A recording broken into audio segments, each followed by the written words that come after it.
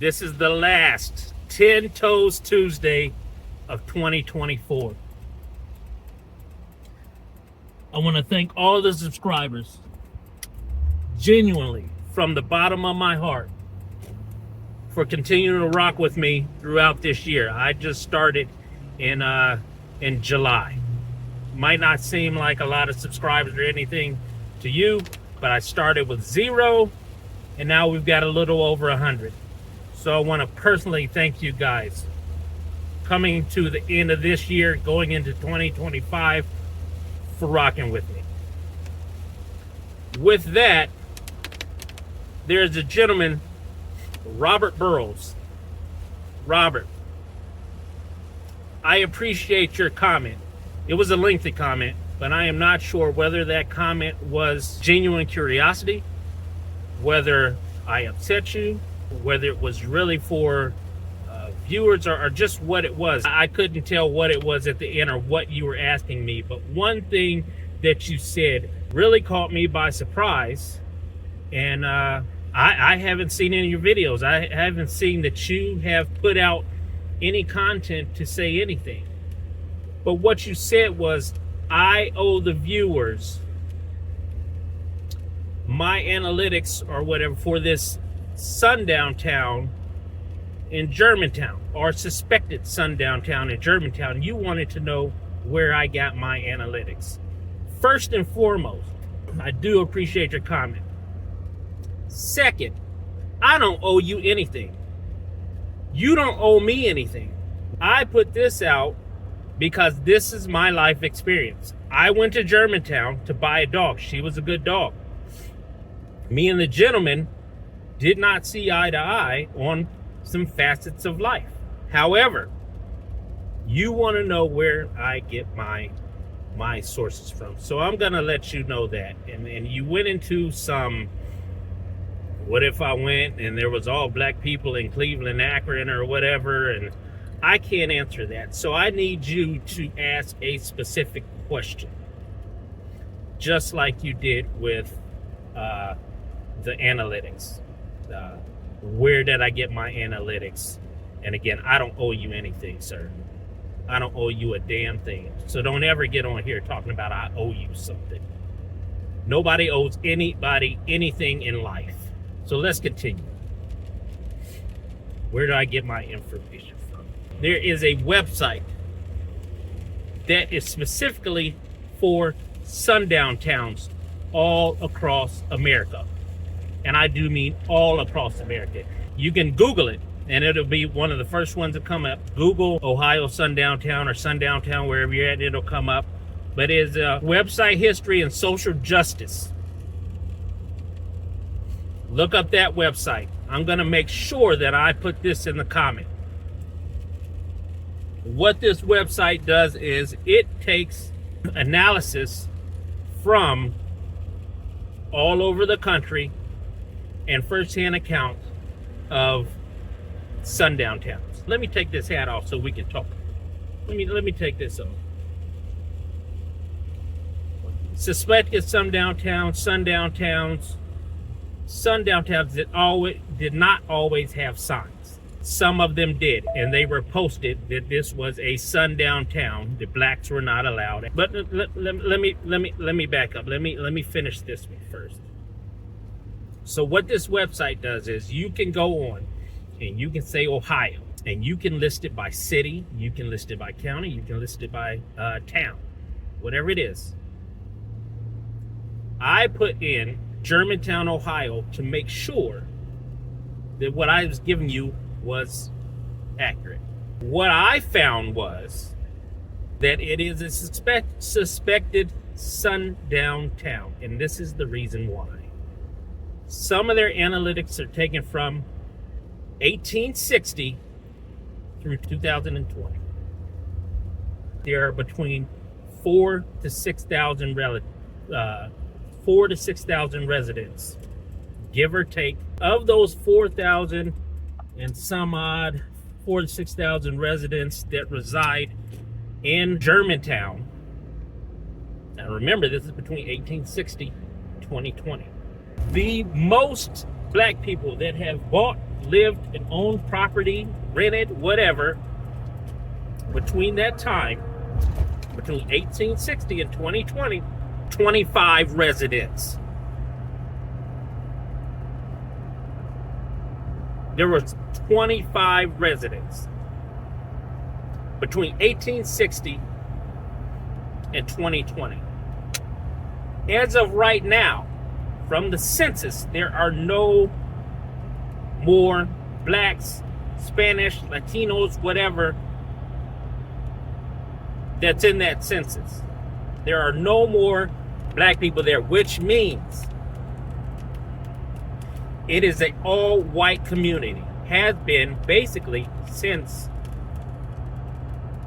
1860. I was born in Dayton. My parents were born and raised in Dayton. My family, half of them, are from Dayton, half are in Alabama, and another quarter are in North Carolina, South Carolina area. So what makes me some kind of expert? Well, I'm just can tell you from my experience with my family growing up, and when we would go back to visit, you did not go to Germantown. It was known that you did not go to Germantown. You were asking for trouble going to Germantown. Especially try not to go to Germantown at night. Could it be right or wrong? Possibly. But there's a lot of people saying it. A lot of black people that are saying it. Grandmother, grandfather. Oh, no, child, you don't want to go down there. Yeah, they've got nice shops. It's a clean town. People walk around. Some people are friendly, and I'm not saying that all of the people believe in this. But for some reason, for this to get spread in the Dayton, Ohio area, and for this to be conveyed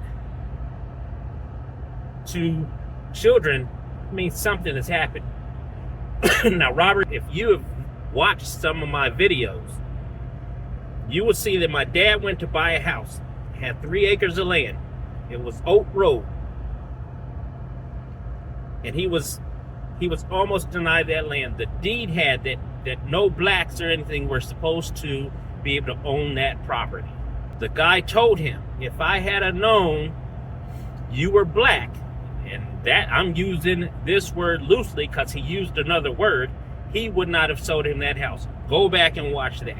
The other thing, a little fun fact about me is my uncle, he has a doctorate in African American history.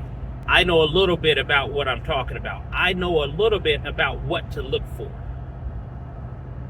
And a lot of my family from the Dayton area have experienced things. There's pockets in Dayton that are black, white, still segregated. I've talked about those. Same information. Third thing that I wanted to go over is, at Ohio State, there is a building, and it is named after Frank Hale. I think it's called Hale Hall. It was established October 11th. Go back and you can Google this too. 1989. He studied African American history, and he had to do something important to get that title. Sorry, my throat is dry. I'm still trying to get over this stuff. Back to my point. Frank Hale went to my church. I am still friends, brothers, close companions with his grandson. We grew up together.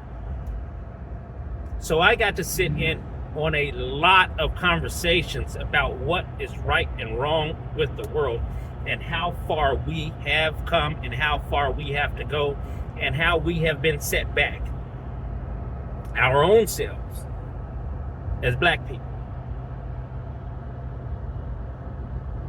So I'd like to know your pedigree. What's the infomercial say? But wait, there's more. There's a book called The Color of Law. I've read this book several times. Usually I read it once a year. And what this book goes over is how the government purposely came out and said it, segregated the United States. Segregated different states, segregated neighborhoods, and it explains exactly how they do it. Let me see if I have the, no, I don't have the author on here. But it's called The Color of Law. If you don't want to read, look up The Color of Law on YouTube. And there is a few different videos on this where the gentleman talks about and breaks down exactly how it was. Exactly how this came to be. How public housing was not the ghetto that we think it was before. A lot of musicians, a lot of famous people, but the government used to pay for this, and it was intermingled housing. But wait, white people, black people could afford this housing. But you'll need to go look at the book, or you'll need to go watch that video, because he breaks it down better than I can. Segregation still goes on to this day. It may not be stated outright, and they may not do like they used to do in the South, which I do appreciate, come up into you and tell you, hey, you got to get out of here. That's why I appreciated the gentleman telling me that this was the last segregated town in Ohio when I went to get the U-Haul. That's why I could appreciate, even though it turned out great, the gentleman, he was flying his flag in his own house, and I purposely went there to get a dog. So, Robert, what I want you to remember is, these are my experiences. This is what I have experienced. But it's not just me. There's a whole race of people. There have been books. There's a lot of history on it in regards to these sundown towns. Another infomercial moment. Sorry, I can't speak today. And we're going to go over this extensively in another video. But I think that it was befitting to bring this up. There is a book called The Negro Traveler's Green Book. You can find this on Amazon as well. I'll put the link in the description. Let's see if you can see it. This replicated copy I got is from 1939, I do believe. And what it goes over is every state. Again, federal government mandated this segregation, even plotted out things within states of exactly how they were going to segregate and what areas we were allowed in. That's why in different cities you will see East Side is a predominantly black neighborhood historically. Again, Color of Law, read that book. But this book was a guide because black people were not welcome. Gas stations, places to restaurants, rest stops. So a lot of times, if you were going to travel, which my grandparents did often, from Alabama to Ohio and back, anytime they wanted to travel North Carolina, South Carolina, most of the time you made enough food or snacks to get you there. You would stop at certain gas stations. And that was passed down because there's a whole book about it. Different towns and things you didn't stop in because there were no rest areas, there were no hotels, there were very few gas stations where if you broke down you could get service. So that means that my relatives would have to find a place on the side of the road to use the bathroom. They couldn't go to restaurants, So they would go to a picnic area and they would eat lunch or dinner or whatever they were going to have, breakfast, whatever it was. And you kept moving until you get to your destination. And I always wondered why I did that. At some point, it becomes unconscious. You do learn some of what you taught. When I travel now, I hit the gas station, I get something to eat, I keep moving until I get to my destination. My parents did that. Their grandparents did that. My great-grandparents did that. I am not that many generations away from when slavery ended. My great-grandfather, he barely made it. I think he was a baby in slavery. He barely made it out. But my great-great-grandfather was a slave. So I hope that answered your question to the viewers. I am a traveling man, and I will always keep it 10 toes down. I read, I study, I gain knowledge. I have been around very smart men, white, black, green, orange, purple, whatever. And I will stand on that. So don't come in here with no tomfoolery. Don't come in here with no bullshit. And with that, with you knowing why I started this 10 toes down and why I started talking about these sundown towns is because I've experienced it. Because generations of my people have experienced it. I have a grandmother, a great-grandmother that was white.